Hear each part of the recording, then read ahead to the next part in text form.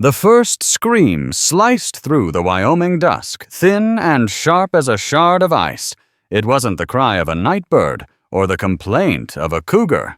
It was human. Cordelia Stone froze her hand, resting on the worn stock of the Winchester leaning against her cabin wall. Out here, miles from any settlement, a child's cry could mean one of two things: a family in desperate trouble, or a trap laid by men far more dangerous than the wolves that haunted the ridgeline. For a woman alone, a widow holding on to her husband's legacy one ragged breath at a time, the line between compassion and survival was a razor's edge. But as another sob tore through the twilight, she knew she couldn't ignore it. That single act of mercy would set her on a collision course with a proud ancient people, and ignite a firestorm of honor obligation and a blood debt that could only be paid in one unthinkable way. The wind was a restless spirit in the Bighorn Basin, a constant whining companion that scoured the land and frayed the nerves. It was a sound Cordelia Stone had come to know intimately in the year since Jedediah had been laid to rest on the small rise overlooking their homestead. The wind was the voice of her solitude, a reminder of the vast, unforgiving emptiness that pressed in on all sides of her small, defiant world. Her world consisted of a single sturdy log cabin, chinked with mud and hope, a small barn that housed a cantankerous mule named Absalom, and a vegetable patch that was a daily battle against rockwind and rabbits. Every log of that cabin, every stone in the fireplace, held the ghost of her husband's touch.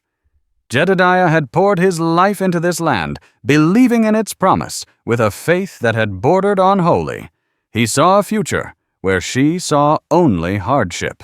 Then a fever swift and merciless had taken him, leaving Cordelia with nothing but his dream and the grit she'd scraped together from her own hard life. She was not a large woman, but what she lacked in stature she made up for in sinew and sheer obstinacy. Her hands, calloused and stained with dirt, could soothe a nervous mule aim, a rifle, and stitch a wound with equal skill. Her face, framed by sun-bleached brown hair often tied back in a practical knot, was a map of her 30 years' creases around her blue eyes, from squinting into the sun, a firm set to her jaw that spoke of resolved sorrows. This evening, like most, was a ritual of survival. She'd mended a fence post Absalom had decided to use as a scratching post, checked her snares empty as usual, and was now inside the smell of bacon grease and coffee, a small, comforting shield against the encroaching loneliness of the night. That's when she heard it. The sound was so foreign, so utterly out of place, that for a moment she thought the wind was playing tricks on her, weaving the cries of predators into a phantom of human misery. She stood stock still, the iron skillet heavy in her hand, her head cocked. The wind died for a moment, and in the sudden ringing silence, the sound came again, clearer this time. A wail, a child's wail full of fear and pain. Jedediah's voice echoed in her memory, a low, cautious rumble. "Out here, Cora. Your ears are your best guards. Don't ever trust a sound you can't place." Her heart hammered against her ribs. It could be a Shoshone trick, or worse, renegades, men who had abandoned all law and decency, who would use any lure to draw out a lone homesteader. She walked to the cabin's single window, peering through the wavy, imperfect glass into the deepening indigo of the twilight. The land was empty, a rumpled blanket of sagebrush and rock falling away toward the dark slash of Cottonwood Creek. The cry came again, weaker this time, punctuated by a gut-wrenching cough. It wasn't a lure. It was real. The sound snagged something deep inside her, a maternal instinct she thought had long since withered. "Damnation," she whispered the word, a puff of steam in the cool cabin air. She was a fool, a complete and utter fool, but she couldn't leave a child to the mercies of the night. Not this night. The coyotes had been bold lately, their yips and howls growing closer to the cabin with each sunset. Decision made, she moved with the economy of a woman who never wasted an emotion. The skillet was placed on the cold stove. She pulled on a thick wool coat over her simple cotton dress, and checked the load in the Winchester 73 that had been Jedediah's pride and joy. She trusted it more than she trusted any man left alive. Grabbing a lantern and a pouch containing a small flask of water and some strips of dried venison, she unbarred the door. The cold air hit her like a slap. The wind had picked up again, carrying the scent of dust and distant pine. She held the lantern high, its yellow glow pushing back the darkness in a small, trembling circle. "Hello?" she called out her voice, feeling small against the vastness. "Is someone there?" Only the wind answered. She listened again, straining her ears. The crying had stopped. A cold knot of dread tightened in her stomach. Had she been too slow? She started walking, following the direction of the sound toward the creek bed. The terrain was treacherous in the dark, littered with loose rock and thorny brush that snagged at her skirts. Her boots crunched on the gravelly soil. Every shadow seemed to coalesce into a lurking shape. Every gust of wind sounded like a whisper. She found him 20 minutes later huddled in a shallow washout, not far from the creek. He was a small boy, no older than 5 or 6, with skin the color of polished copper and a tangle of straight black hair. He was wearing only a simple loincloth and moccasins wholly unprepared for the night's chill.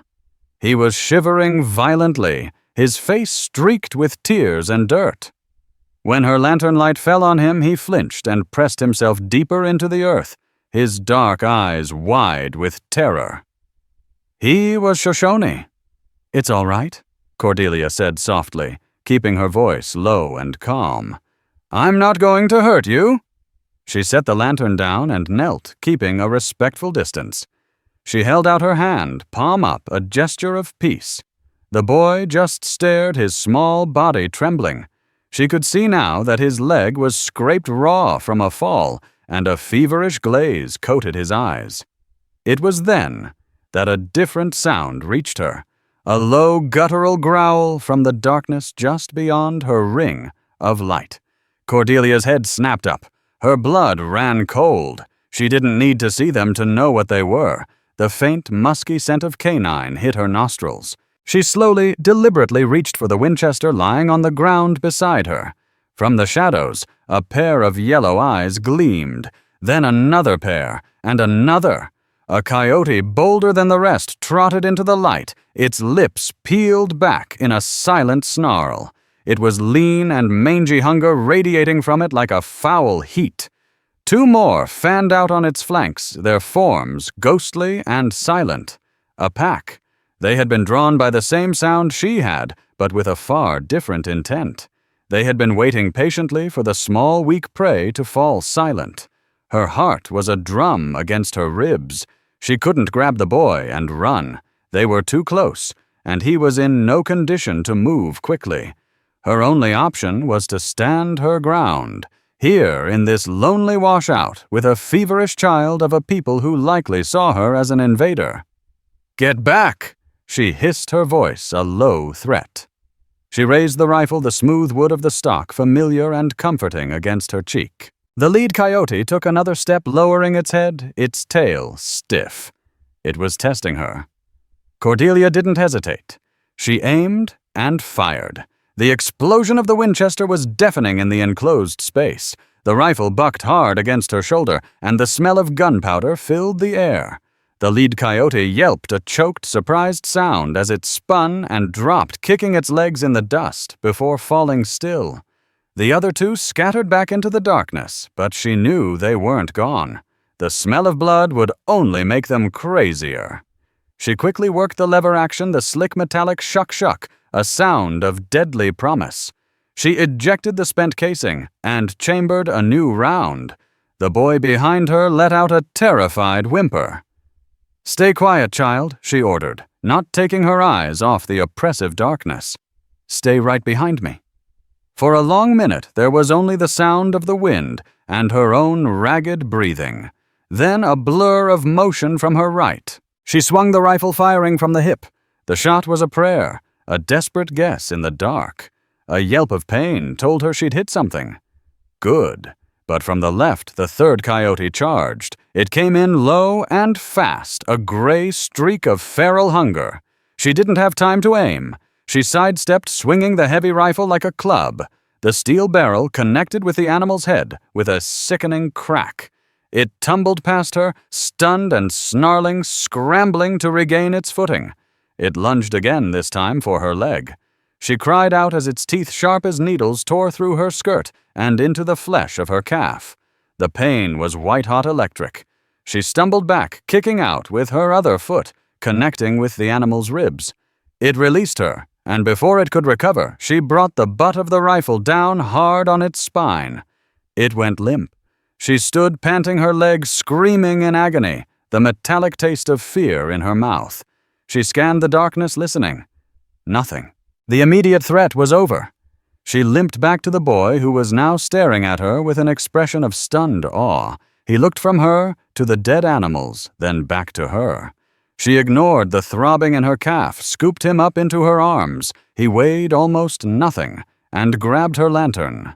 She left the Winchester for a moment to retrieve the boy. He was light, a bundle of sharp bones and shivering muscle. His head lolled against her shoulder, his breathing shallow. She picked up the rifle and began the slow, painful trek back to the cabin, every step a fresh wave of agony from her leg. The boy in her arms was a strange weight, a burden she had chosen that might yet be her undoing. She had fought off the predators of the wild, but she had a sinking feeling that the most dangerous part of her night was just beginning. The cabin felt like a sanctuary, the sturdy wooden door a bulwark against the vast, hostile night.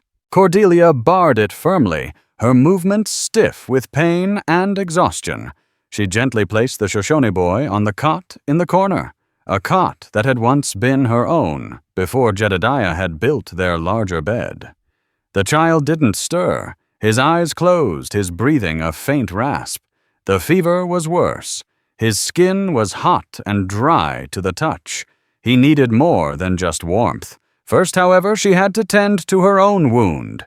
She gritted her teeth, lit a second lamp to fill the small space with a brighter glow, and lifted the hem of her dress.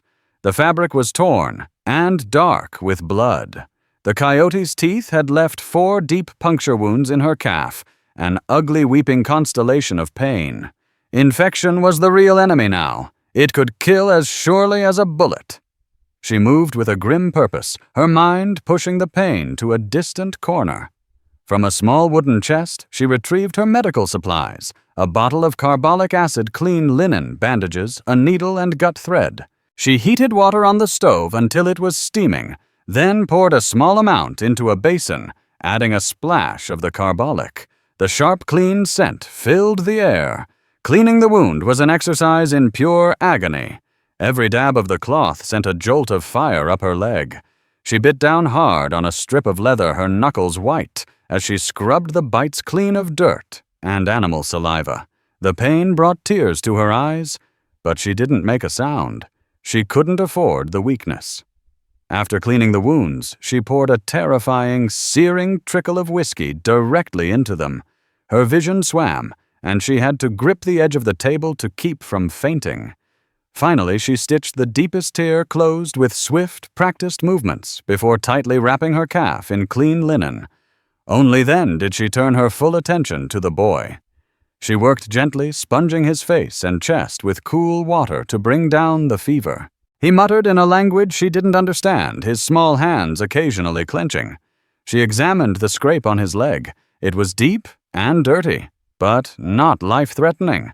She cleaned it as she had her own wound, though, with a much gentler touch.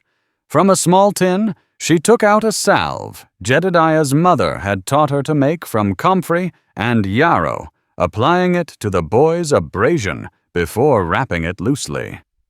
She managed to trickle a little water between his lips, and he swallowed reflexively. Exhausted, she pulled a chair to the side of the cot and sat down, the Winchester leaning against the chair within arm's reach. The night wore on. She dozed in fits and starts, her senses on high alert. The boy's fevered murmurs were the only sound besides the ceaseless wind. Who was he? Where was his family? Would they come looking for him? And if they did, what would they think when they found him in the cabin of a lone white woman? The questions churned in her mind, a toxic brew of fear and uncertainty. She was an intruder on this land, a settler. The Shoshone had every reason to despise her. By saving their child, had she signed her own death warrant. Dawn broke gray and cold. The boy's fever had broken. He was sleeping peacefully now, his breathing deep and regular. Cordelia felt a sliver of relief. She stoked the fire, her leg a dull, throbbing ache, and put a pot of coffee on to boil. The simple domestic act was a comfort. She was standing by the stove when a shadow fell across the window. Her hand went instantly to the Winchester. She moved to the side of the window, peering out. Her blood turned to ice. They were there. At least 20 of them, maybe more, spread out in a silent, menacing semicircle around her cabin. They were on horseback, proud and still as statues. They were warriors, their faces grim, their bodies adorned with the symbols of their tribe. They held lances and bows, and a few carried rifles that looked suspiciously like army issue. They were not a search party. This was a war party. At their head sat a man who could only be their chief. He was older, his face, a mask of deeply etched lines that spoke of authority and sorrow. He wore a magnificent headdress of eagle feathers that cascaded down his back and a breastplate of polished bone. His eyes, dark and piercing, were fixed on her cabin door. He radiated an aura of immense, coiled power. Cordelia's mouth went dry. This was it. They believed she had stolen the child. The dead Coyotes would mean nothing. Her word against theirs. Her life was worth less than a spent cartridge. She had two choices: stay inside and be burned out, or walk out and face them. She looked at the sleeping boy, then at the heavy bar on her door. Jedediah had built this cabin to withstand a blizzard, but not an assault.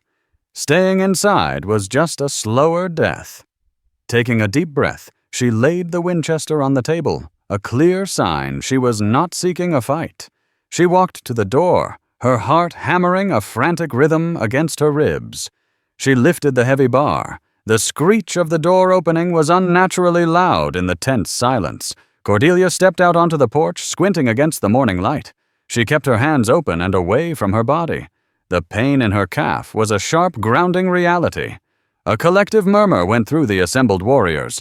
All eyes were on her. The chief's gaze was intense, unreadable. He scanned her from head to toe, his eyes lingering for a moment on the bloodstain on her skirt and the makeshift bandage visible beneath. She held his gaze, refusing to look away. Fear was a luxury she couldn't afford.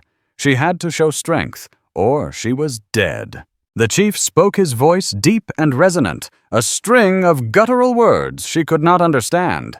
He was not asking a question. He was making a demand. Cordelia simply nodded toward the open cabin door, an invitation. It was a terrifying gamble. The chief considered this for a long moment. Then, with a subtle hand gesture, he signaled for his warriors to remain. He swung his leg over his horse, a magnificent Appaloosa, and slid to the ground. He moved with a surprising grace for a man of his years. As he approached the porch, another younger warrior dismounted and followed a few paces behind him. This one was different. He was tall and lean, with a face that looked like it had been carved from granite. His eyes black and cold as riverstones held a chilling hostility. Where the chief's face held a sorrowful authority, this man's held only suspicion. A long shaded scar ran from his temple to his jaw, giving him a perpetually grim expression. This was a man who lived with violence. The chief stopped at the foot of the 3 steps leading to her porch. He looked into her eyes, and for the first time, Cordelia saw past the authority to the raw grief beneath. She saw the eyes of a father who had feared the worst. He spoke again, slower this time, and gestured toward the cabin. Cordelia stepped aside, allowing him to enter. The younger warrior moved to follow, but Cordelia put up a hand, stopping him. She looked him directly in the eye, then shook her head slightly. The chief, yes, you know. It was an audacious move, a challenge to his status, but her instinct screamed that letting this cold-eyed man into her home was a mistake. The warrior's eyes narrowed, a flicker of disbelief and anger in their depths. He took a half-step forward, his hand dropping to the knife at his belt. But the chief from just inside the doorway spoke a sharp single word. The warrior froze his face, a mask of barely controlled fury. He glared at Cordelia with pure hatred before stepping back. The chief walked to the cot. He stood over the sleeping boy, his broad back to Cordelia. He looked down at his son for a long time. Then very gently he reached out and touched the boy's forehead. He felt the absence of fever. He saw the clean bandage on his leg. He saw the peaceful sleep. His shoulders, which had been rigid with tension, slumped slightly. A sound half-sigh, half-groan escaped his lips, the sound of a father's heart breaking with relief. He turned around. He looked at the stitched and bandaged wound on Cordelia's calf. He looked at the 2 dead coyotes she had dragged away from the washout and left near her woodpile. His gaze swept the cabin, taking in the single cot, the sparse furnishings, the profound solitude of the place. He walked back to the doorway and looked Cordelia in the eye. The suspicion was gone, replaced by something far more complex: gratitude, respect, and a deep, profound sense of debt. He spoke, and though she didn't know the words, the meaning was clear in his tone. It was a statement of thanks. He then pointed to his son, then to her, and then to the sky. He was acknowledging a great deed, a life saved. Then he turned and walked out of the cabin. He spoke to the hostile young warrior who still simmered with resentment. The chief mounted his horse, gave Cordelia one last long look, and then, with a command, turned his war party around. They rode away as silently as they had come, melting back into the vast landscape, leaving Cordelia alone on her porch, her leg throbbing, her mind reeling. She had survived, for now, but as she watched them disappear, she saw the look the young, scarred warrior gave her over his shoulder. It was a look of cold promise. This was not over. The debt had been acknowledged, but the payment had not yet been made. And Cordelia had the terrifying feeling that the price would be far higher than she could possibly comprehend. For 2 days, an unnerving silence settled over the homestead.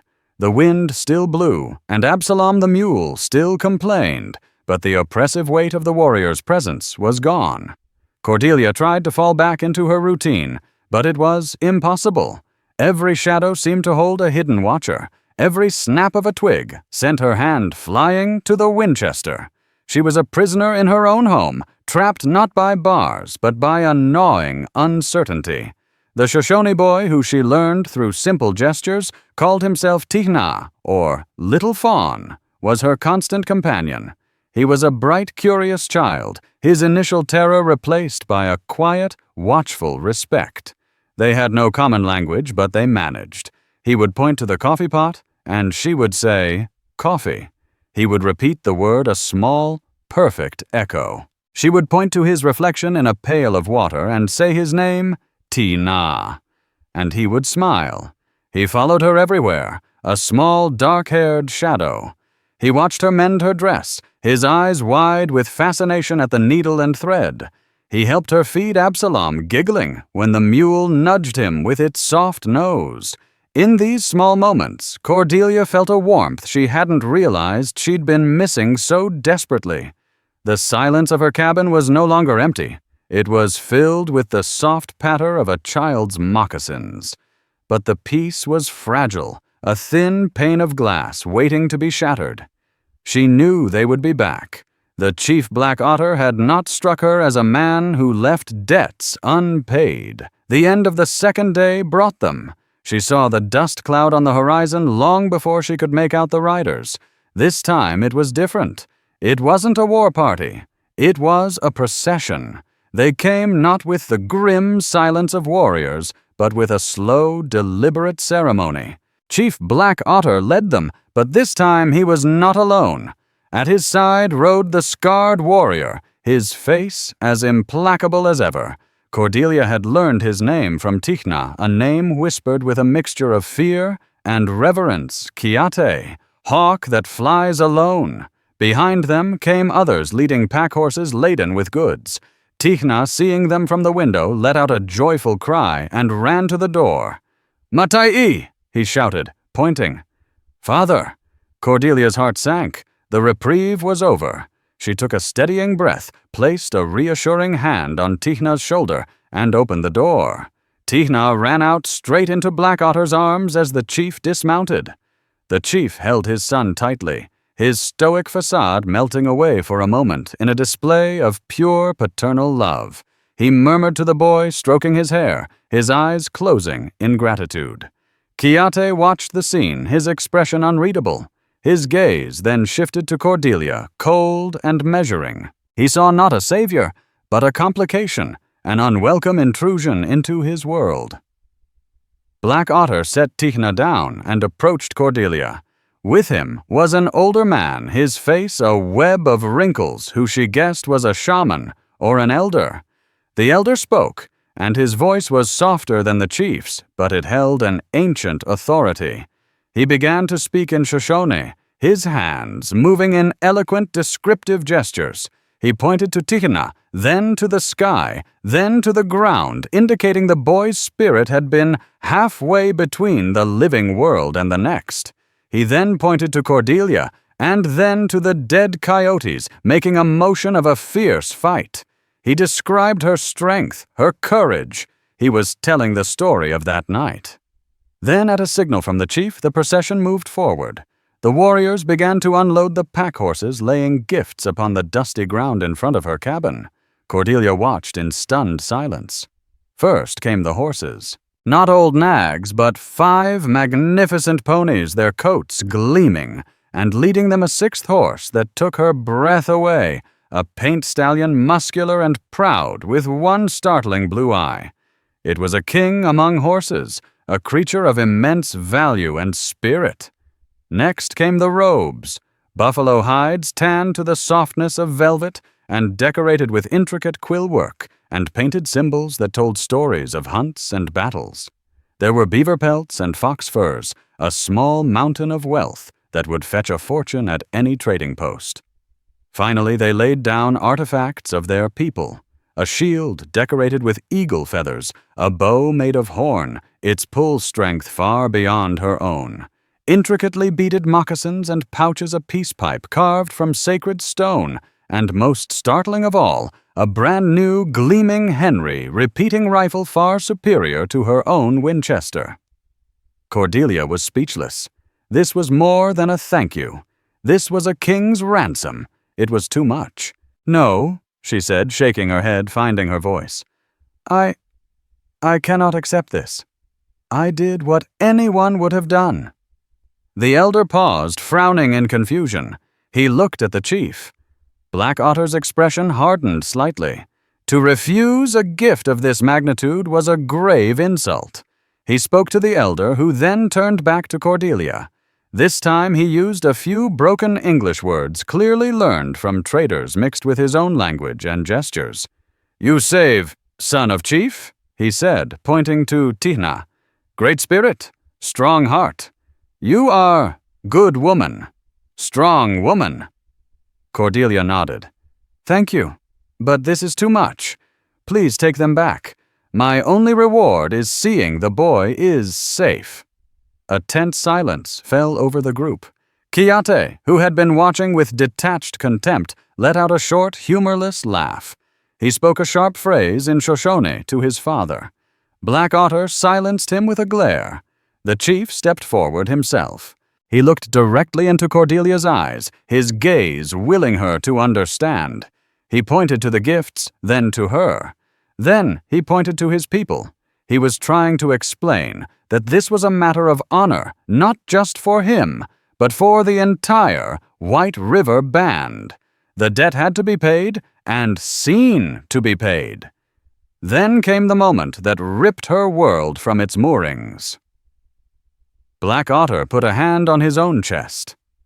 "Matai," he said, identifying himself. He then pointed to Kiate.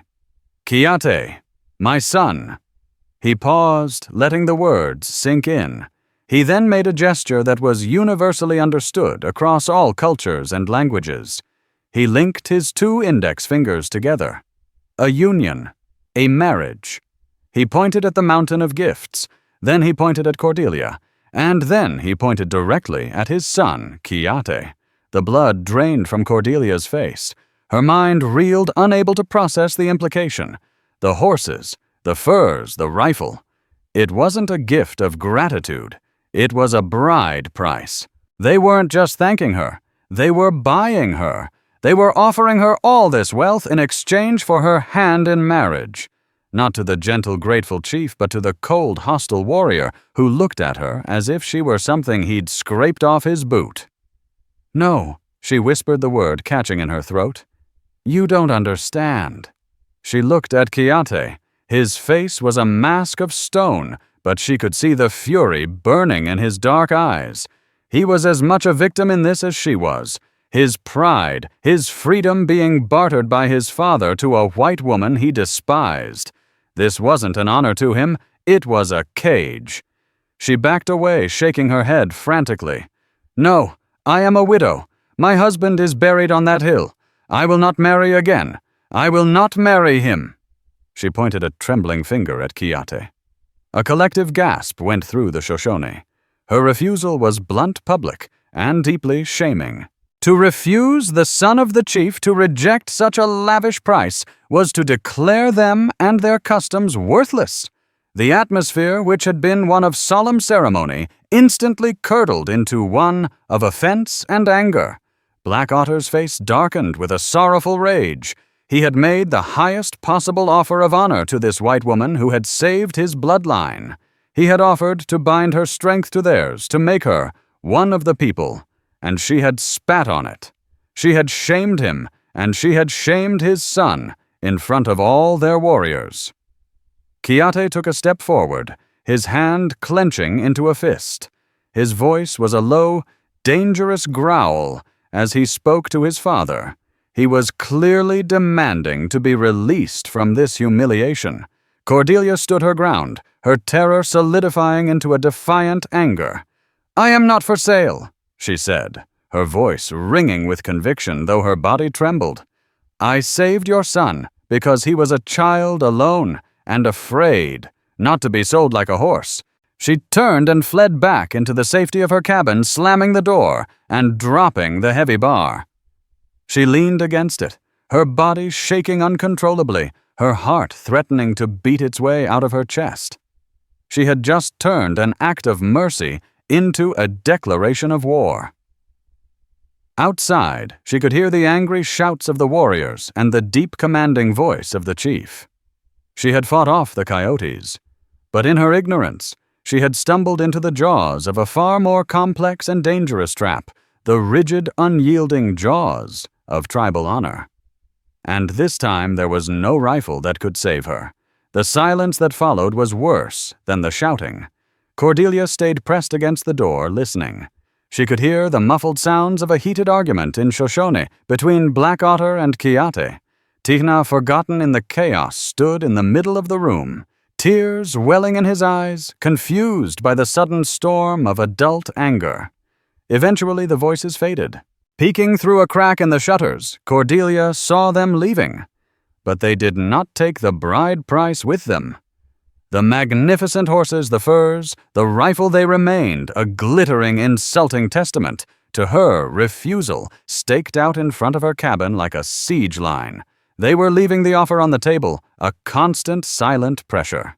2 warriors remained behind, posted like sentinels at a distance, watching her cabin. She was no longer just a homesteader. She was a prisoner. The next few days were a living hell. She was trapped. She couldn't work her land check, her snares, or even fetch water from the creek without the cold, unblinking stares of the Shoshone guards following her every move. Tihna was her only comfort, but his presence was also a constant, painful reminder of the trouble she was in. He seemed to understand that he was the cause of her confinement, and he grew quiet and subdued. Cordelia's anger warred with her fear. How dare they? How dare they try to own her, to pay for her like a piece of livestock? She had her own life, her own grief, her own loyalties. Her heart was buried on that hill with Jedediah, and it wasn't for sale at any price. But as the days wore on, a new, more familiar threat emerged. One morning, she saw a rider approaching from the east, the direction of the nearest settlement, a dusty, fly-blown collection of buildings called Purgatory Flats. This was not a Shoshone warrior. This was a white man, and she recognized him instantly. Silas Kane. Kane was a man who fed on the misfortunes of others, a land speculator with a soul as barren as the alkali flats he coveted. He owned the saloon and most of the other businesses in Purgatory Flats and held the deeds to half the homesteads in the basin deeds he'd acquired through foreclosure intimidation and outright violence. He'd wanted Jedediah's land from the start, coveting its reliable access to Cottonwood Creek. Since Jedediah's death, Kane had redoubled his efforts, sending his hired thugs to harass her, hoping to scare her off. He rode a big black gelding, and two of his cronies, a pair of rough-looking men named Jeb and Roscoe, flanked him. Kane pulled up just beyond the shimmering pile of Shoshone wealth, his piggy eyes taking in the scene with avaricious delight. "Well, well, Mrs. Stone," he called out, a greasy smile spreading across his face. "Looks like you've been doing some trading with the locals. Come into some money, have we?" Cordelia stepped onto her porch, the Winchester held loosely in her hands. "What do you want, Kane?" Kane's eyes swept over the paint stallion, the pile of furs. "Just a neighborly visit. Heard some commotion out this way. Wanted to make sure everything was all right." His gaze lingered on the two Shoshone warriors who watched him with impassive hostility from their posts. "Looks like you've got yourself some house guests. Or are they guards?" "They're not your concern," Cordelia said flatly. "Oh, but I think they are," Kane sneered. "I think you're in a heap of trouble, widow, and I'm the man to help you out of it. For a price, of course." He gestured expansively at her land. "Sign the deed over to me. I'll give you a fair price, enough to get you back east, where you belong. I'll even deal with this." He waved a dismissive hand toward the Shoshone and their gifts. "My land is not for sale," Cordelia said, her voice cold as steel. Kane's smile vanished. "You're a stubborn woman. This land ain't for a lone woman. First the savages, next the winter. It'll kill you. I'm offering you a clean way out. The only thing I want from you, Kane, is to see the back of you." Kane's face flushed with anger. "Have it your way.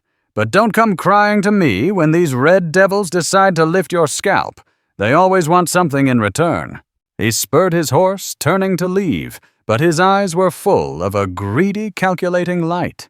He had seen her isolation, her vulnerability, and the incredible wealth just sitting there for the taking.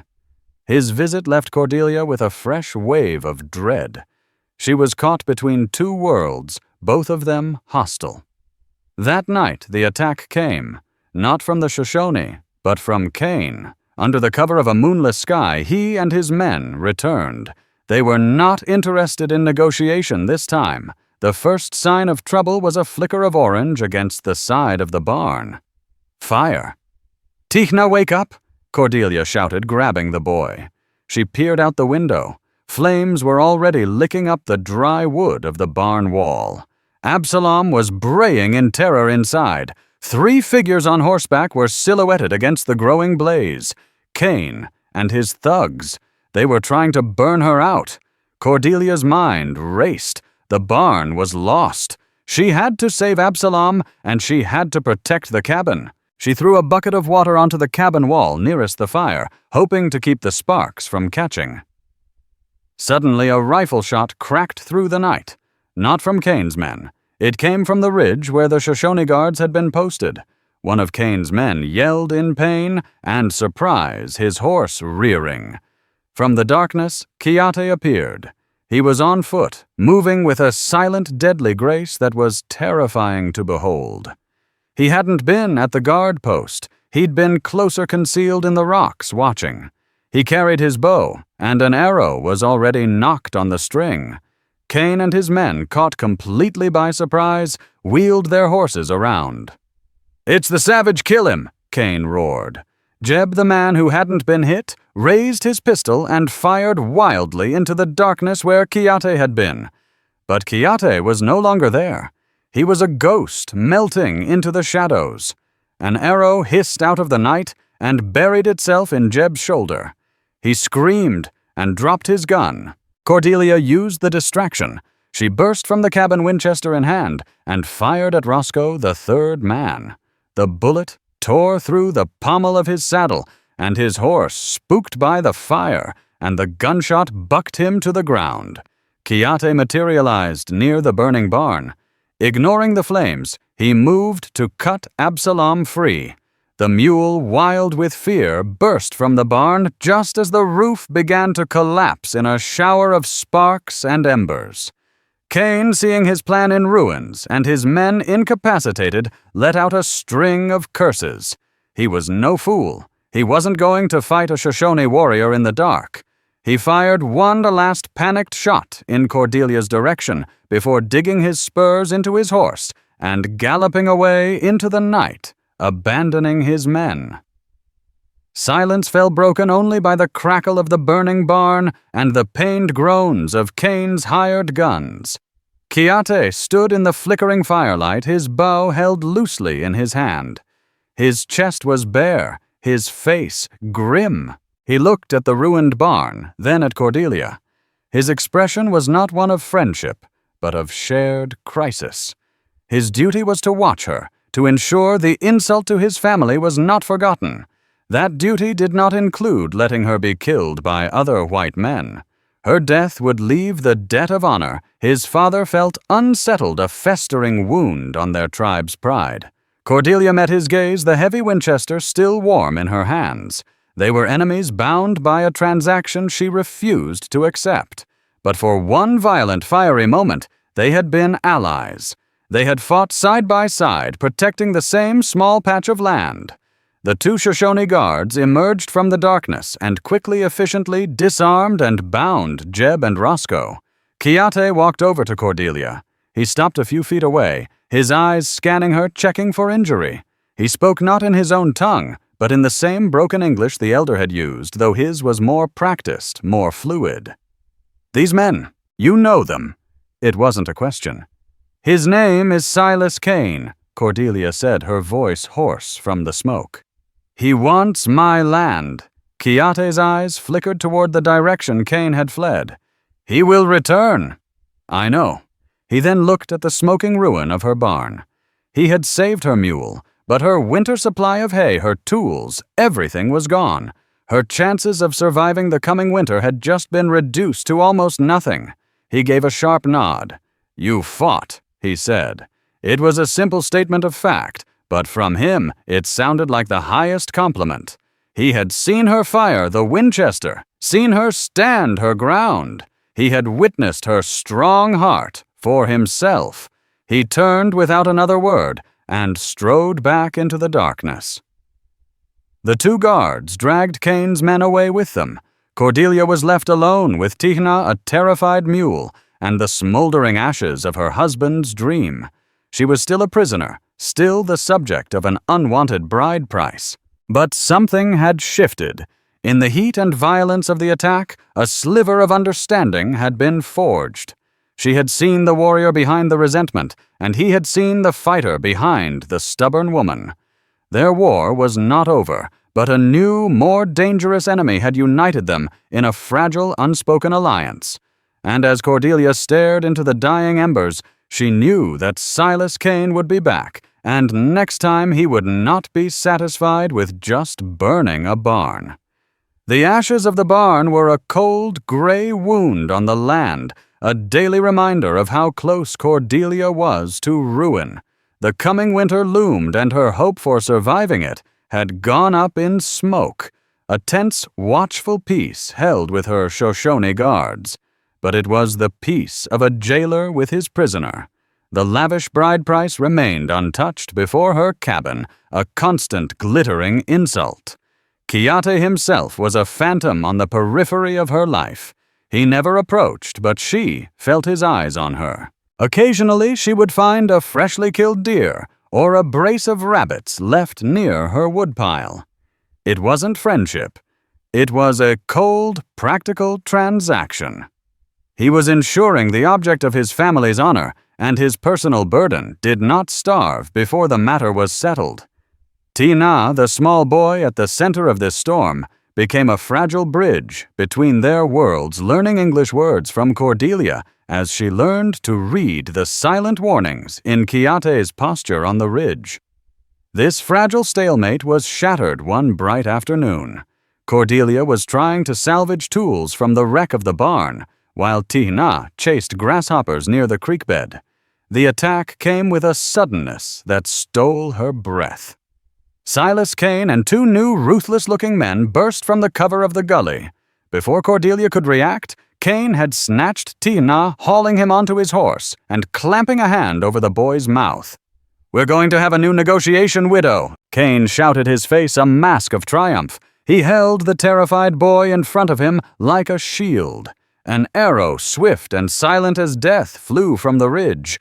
It struck the man beside Kane, who gargled once and tumbled from his saddle. Coyote stood there, a figure of righteous fury, his bow ready. But he was trapped. He couldn't shoot Kane without hitting his own brother. "That's your last shot, savage!" Kane screamed, pressing the barrel of a pistol to Tihna's head. "Another move and the boy dies, you woman! Drop the rifle." Cordelia's hands shook. She saw the torment on Coyote's face. Slowly she placed the Winchester on the ground. Coyote, seeing this, lowered his bow. "Good," Kane sneered. "Here's the deal. The savage and his warriors ride out and never return. The woman signs the deed to this land over to me. Do that, and maybe the boy lives." It was a blatant lie. Kane would never leave a witness. "He'll kill him anyway." Cordelia said, her voice a low warning meant for the ridge. She saw Coyote give the barest nod. He understood. Kane's mistake was focusing on the warrior. He saw Cordelia as a pawn, not a player. "All right, Kane," she said, raising her hands in surrender. "The deed is in the cabin. I'll get it." "My man goes with you," Kane grunted, gesturing to his remaining thug. Cordelia turned and walked to the cabin, the hired gun on her heels. Her heart hammered. This had to work. Inside, she went to the small wooden chest where she kept her papers. The man stood in the doorway, blocking her escape. As she reached into the chest, her fingers bypassed the papers and closed around the cold, heavy grip of Jedediah's old Colt Peacemaker. In one explosive motion, she spun, firing the pistol. The shot was deafening. The gunman was thrown backward out of the doorway, his face a caricature of surprise. The gunshot shattered Kane's concentration. For a single fatal second, he glanced toward the cabin. It was the only opening Coyote needed. He loosed not an arrow, but a rock from a hidden sling, thrown with stunning force. It struck Kane's gun hand, sending the pistol flying. Kane howled in pain, his grip on Tihna faltering. The boy seized his chance, biting down hard on the man's wrist. Kane cursed and shoved him away. As Tihna scrambled towards her, Cordelia burst from the cabin, firing the Colt at Kane. The shot missed, but it sent his horse into a panic. From the ridge, Coyote and his warrior were charging down a silent, deadly wave of vengeance. Kane, seeing his plan in ruins, wheeled his horse and fled, abandoning his dead. Coyote didn't give chase. He slid from his pony and ran to Tihna, sweeping the trembling child into his arms. He held his brother tightly, his cold facade completely gone, replaced by a fierce, protective love. He looked up at Cordelia over Tihna's head. The hostility in his eyes was gone, replaced by a deep, complicated respect. She had saved his brother not once but twice, first with brute strength, and now with cunning and courage. That evening, Coyote came to her cabin.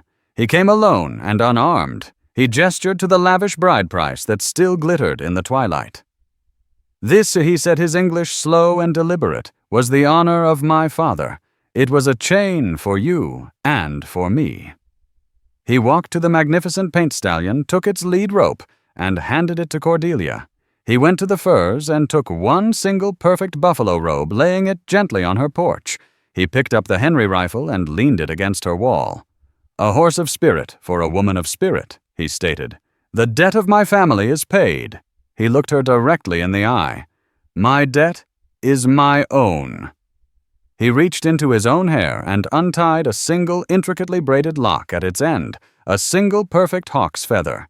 It was his personal talisman. He held it out to her. "My name is Kiate," he said, as if for the first time. "It means hawk that flies alone." He looked from her face to the vast open sky. "But sometimes, even a hawk needs a place to land." He was not offering a price. He was offering a gift. He was withdrawing his father's custom and offering his own respect, warrior, to warrior soul to soul. He was asking for nothing, only acknowledging her for who she was. Cordelia looked at the feather, then into his eyes, which now held a quiet, profound understanding. Slowly she reached out and took it from his hand. Her fingers brushed his. In that touch, the war between them ended, and a new story, one not written by pride or custom, but by shared survival, was just beginning. Cordelia Stone's story didn't end with a wedding march or a signed deed. It ended and began again, with a single hawk's feather. Her journey shows us that the Wild West was more than just a battle for land. It was a profound, often brutal struggle for understanding between worlds that lived by different codes. Was the bride price an act of possession or a desperate attempt at connection, a language of honor that Cordelia simply didn't speak? What began as a terrifying obligation transformed through courage and shared adversity into a bond of mutual respect between two of the frontier's most unlikely allies. If this tale of the unforgiving West, of a lone woman's grit and a proud warrior's honor, captured your imagination, please show your support. Hit that like button, share this story with someone who loves a true frontier drama, and most importantly, subscribe for more tales from the edge of civilization. Your support allows us to keep these powerful stories alive. Let us know in the comments, what do you think Kiate meant by his final words?